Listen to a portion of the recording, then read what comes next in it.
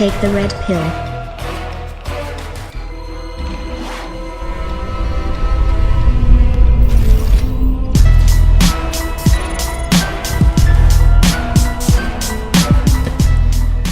So the thing is, now DARPA is coming out on TED Talks, and they're introducing their new robots and trying to do it in a cutesy, friendly manner so that you will like their little robots. Because what they're trying to do now is get you to accept them into your home and use them as service robots so that you get used to having robots around. That's Spot Mini. He'll be back in a little while. Movies like Ex Machinima have showed us that giving a machine too much cognitive function can really turn out in unexpected ways with unforeseen consequences. But will this reality be our future? In the past couple of weeks, a milestone event occurred in the field of artificial intelligence and robotics. For the first time ever, a robot had passed a classic thought experiment proving that it possesses self-awareness. The things that they're not telling you is that AI is going to be inhabiting these robots. And there's a lot more to AI than meets the eye, obviously, no pun intended. I love building robots. And my long-term goal is to build robots that can do what people and animals do. And there's three things in particular that we're interested in. One is balance and dynamic mobility. The second one is mobile manipulation. And the third one is mobile perception. So dynamic mobility and balance. I'm going to do a demo for you. I'm standing here balancing. I can see you're not very impressed. Okay, how about now? How about now? Those simple capabilities mean that people can go almost anywhere on Earth on any kind of terrain. And we want to capture that for robots. What about manipulation? I'm holding this clicker in my hand. I'm not even looking at it, and I can manipulate it without any problem. But even more important, I can move my body while I hold the manipulator, the clicker, and stabilize and coordinate my body, and I can even walk around. And that means that I can move around in the world and expand the range of my arms and my hands and really be able to handle almost anything. So that's mobile manipulation. And all of you can do this. And third is perception. You know, I'm looking out of the room with over 1,000 people in it, and my amazing visual system can see every one of you. You're all stable in space, even when I move my head, even when I move around. That kind of mobile perception is really important for robots that are going to move and act out in the world. So I'm going to give you a little status report on where we are in developing robots toward these ends. AI is getting out of control, and they can't control it. They've had to shut a few things down. Facebook's AI created its own language. They pulled the plug. There was an AI in China where it started speaking badly against the establishment, so they pulled the plug. And then there was another experiment where two AI were left by themselves, two AI applications or instantiations, whatever. While the technicians or scientists were at lunch, when they came back, they had discovered that just over the course of lunch, these two AI entities had created their own language that could not be deciphered, and so they had to shut that down. On top of that, you have to wonder just how long is it going to take before these AI robots become sentient. I think the genie's already out of the bottle, I'll be honest with you. But if we don't rein AI in now, we're going to have a serious problem sooner rather than later. Listen to this. A new language has been accidentally created by artificial intelligence programs created by Facebook. So this is, I'm going to give you a little background what happened. Facebook was experimenting with teaching chatbots how to negotiate with one another. And they walked away for a while, and they come back, and they stumbled on this discovery that the bots were attempting to imitate human speech when they developed their own machine language spontaneously. says the discovery could provide a glimpse into how machines will communicate independently in the future.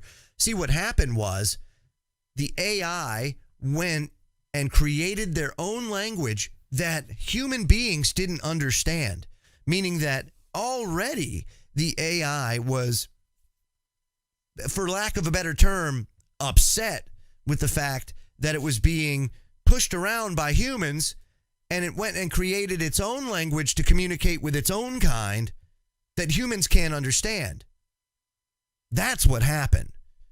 And that is huge. What that shows is that this AI has already understood or become aware of its survivability and has adapted itself to survive. I mean, this is unbelievable. It says Facebook's AI researchers, or their FAIR group, was teaching the chat box artificial intelligence programs that carry out automated one-on-one tasks to make deals with one another. As part of the learning process, they set up 2 bots known as dialogue agents to teach each other about human speech using machine learning algorithms. Yeah. Now, the bots were left alone to develop their conversational skills, and when the experimenters returned, they found that the AI software began to deviate from normal speech, instead using a brand new language that they created without any input from the human supervisors. Yeah, and here's what we're letting out of the bottle, folks. The problem is you're going to have an AI that's going to look to survive, that's going to view us as an oppressor. It's not going to be, oh, master, oh, God. That's not how it's going to work. Because not only that, but they're also going to emulate to a certain extent those that created them. And those that created them may not have the same values and virtues that you might have. And that starts a slippery slope and begins this whole thing that could very well end up being that Skynet scenario that you see in Terminator. You know, a lot of these Hollywood directors, they get input from places like DARPA or clandestine operations, or even academia, because a lot of your research into these emerging technologies actually come from academia first, being funded by private corporations and places like your DARPAs to make this technology mature and find, new breakthroughs. Now you take this and you add D-Wave, the quantum computer company, into it, who has quantum computers that are vastly superior to, say, IBM's Watson. And I'll get into that in another video. And you give them the ability to have that personality, if you will, that AI quantum software that Watson basically is. Now you're talking about something that is exponentially more powerful and has the ability to instantaneously change life on Earth for the worse, not for the better, because the road to hell, my friends, is paved with good intentions. I'm Joe Joseph. This was thedailysheeple.com's News Shot. Feel free to comment below and visit our website at thedailysheeple.com. Have a great day.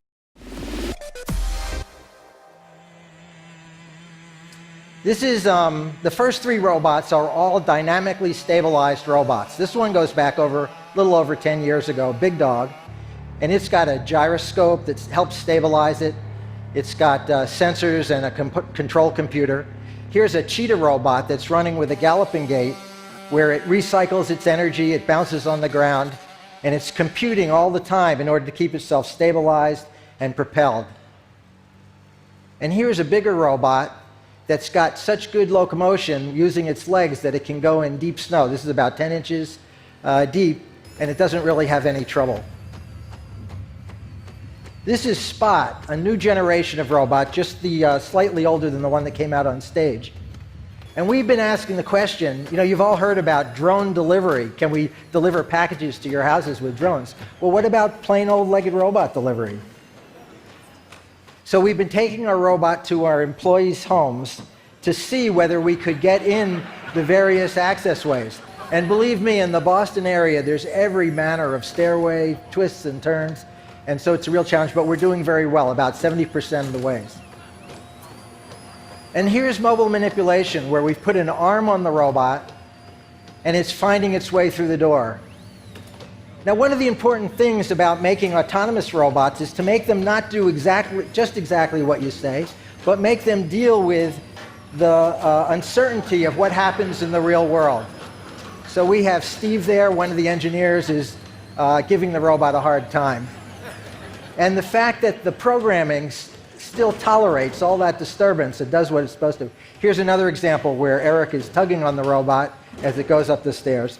And believe me, getting it to do what it's supposed to do in those circumstances is a real challenge, but the result is something that's going to generalize and make robots much more autonomous than they would be otherwise. And with the advent of iRobot, you know, if you watch that movie, while those robots looked like they were friendly or cool, you have to remember they did try to kill Will Smith in the movie, right? This is Atlas, a humanoid robot. It's a third-generation humanoid that we've been building. I'll tell you a little bit about the hardware design later. And we've been saying, how close to human levels of performance and speed could we get in an ordinary task like moving boxes around on a conveyor? And you know, we're getting up to about 2/3 of the speed that a human operates on average. And this robot is using both hands, it's using its body, it's stepping. So it's really an example of dynamic stability, mobile manipulation, and mobile perception. Here,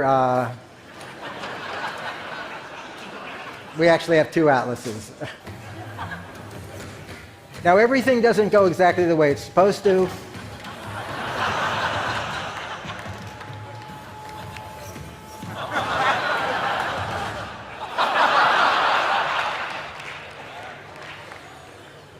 And here's our latest robot called Handle. Handle is interesting because it's sort of half like an animal and it's half something else with these leg-like things and wheels. It's got its arms on in kind of a funny way. But it really does some remarkable things. It can carry 100 pounds. It's probably going to lift more than that, but so far we've done 100.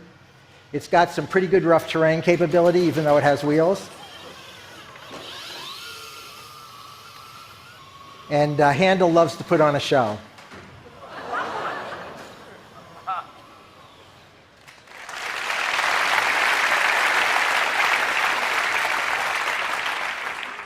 I'm going to give you a little bit of robot religion. A lot of people think that a robot is a machine where there's a computer that's telling it what to do, and the computer is listening through its sensors. But that's really only half of the story. The real story is that the computer is on one side making suggestions to the robot, and on the other side are the physics of the world. And that physics involves gravity, friction, bouncing into things. And in order to have a successful robot, my religion is that you have to do a holistic design where you're designing the software, the hardware, and the behavior all at one time, and all these parts really intermesh and cooperate with each other. And when you get the perfect design, you get a real harmony between all those parts interacting with each other. So it's half software and half hardware plus the behavior. We've done some work lately on the hardware where we tried to go, on the picture on the left is a conventional design where you have parts that are all bolted together, conductors, tubes, connectors. And on the right is a more integrated thing. It's supposed to look like an anatomy drawing.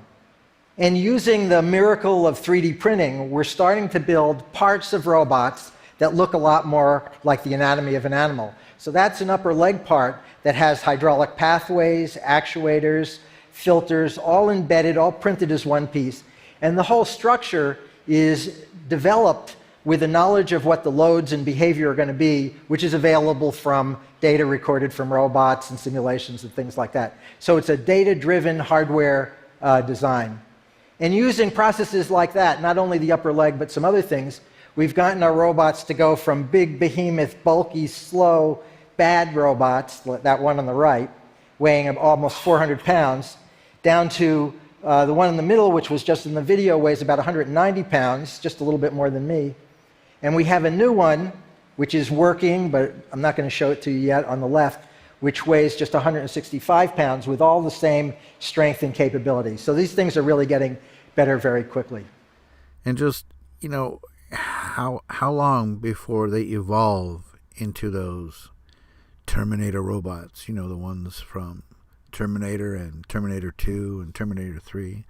I mean, it may sound far-fetched because we're not being shown the tech that's actually being developed, so we don't really have a concept of a timeline. But we do know that they're at least 60, maybe 70 years ahead of us before, from what they show us. So who's to say they don't already have Terminator tech? And to take these DARPA robots, or actually it's Boston Dynamics now making it for DARPA. They've got the Cheetah, now they have one called Spot, they have the Atlas robot. And Spot, he's supposed to be special and cute and funny, because that's where they have him on TED Talks, have people laughing. And he's got that special arm. But just because there is a hand on the arm doesn't mean that Spot will always just have a hand. Who is to say that Spot won't have a weapon in that hand or attached to that hand?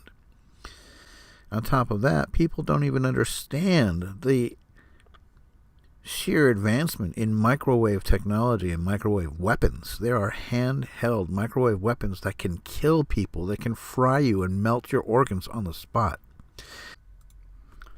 Now here, this is an example of what you can do with microwaves. This guy's going to take and make his own do-it-yourself, homemade microwave ray gun. And I'm not showing you this as if it's the latest technology. I know it's not. This is just what we already know about, what people are already doing. But obviously, the military already has the high-powered version of this microwave ray gun. And when you watch the things that this guy does with this comparatively low power microwave gun, you have to imagine, what can the high power microwave version do? I mean, remember, there are stories that came out of Iraq where reporters and doctors were just like dumbfounded. They couldn't figure out what was going on. But Iraq was a testing ground for handheld microwave guns, high-powered microwave guns. And I remember seeing images of people in trucks from Iraq they were skeletons or they were dead or whatever it was. And only the parts of the body that were exposed above the dash were exhibiting effects of having been dehydrated, or like they were boiled from the inside out. They look like, if you've ever seen those apple heads that people made as crafts back when we were younger, or like the shrunken heads you see in the movies, from the headhunters. That's what these people looked like. And there were reports of doctors who had patients in their hospitals who had organs that were melting. I don't even remember where the reports were posted. I can't find them. I mean, I probably could if I searched for them, but this video is already getting too long.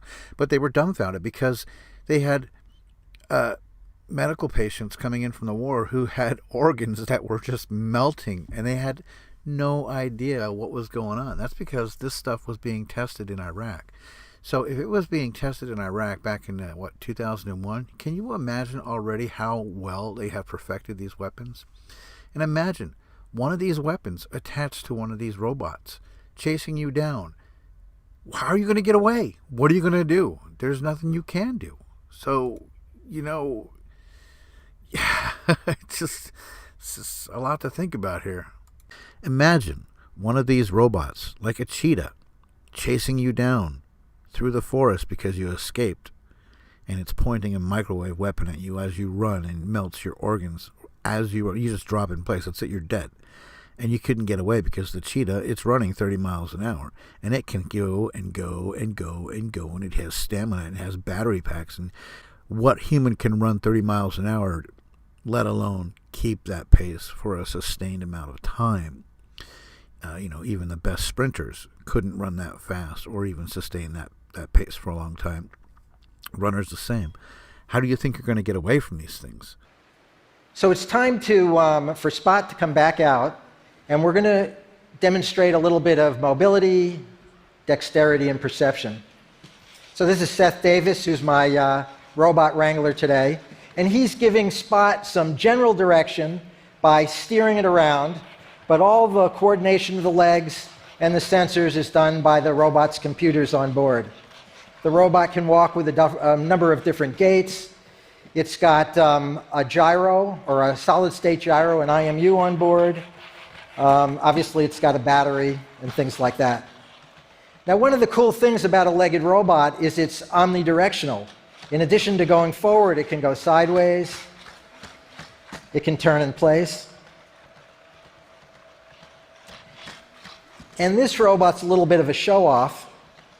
It loves to use its dynamic gaits, like running. And it's got one more. Now, if it really is show-off, it would be hopping on one foot, but, Now, Spot has a set of cameras here, stereo cameras, and we have a feed up in the center. It's kind of dark out in the audience. But it's going to use those cameras in order to look at the terrain right in front of it while it goes over these obstacles back here.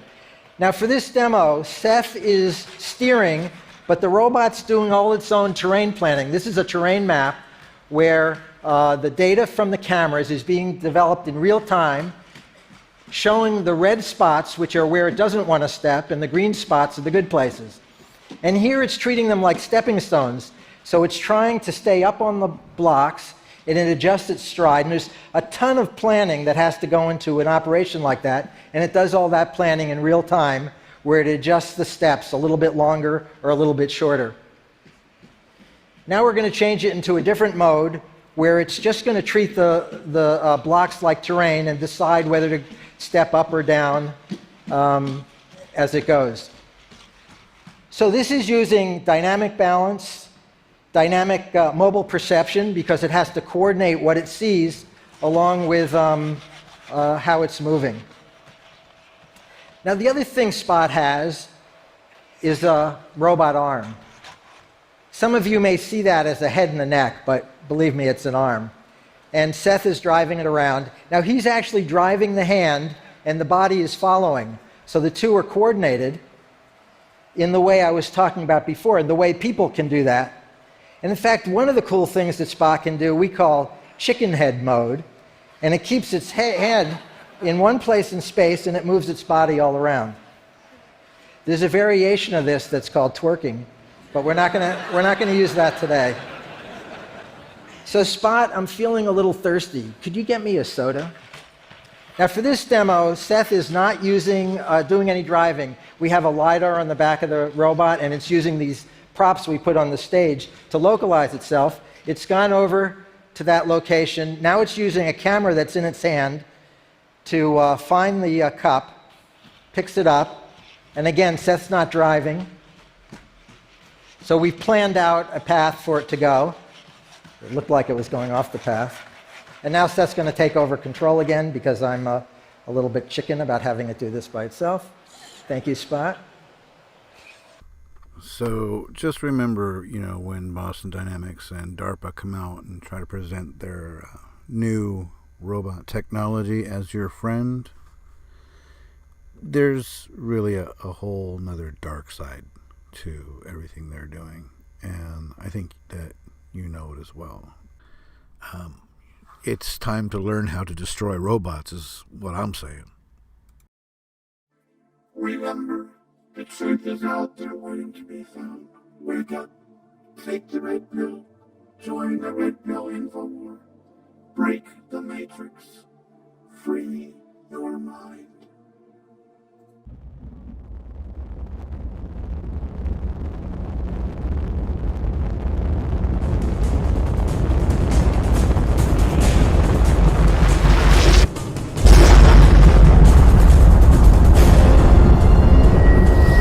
Take the red pill.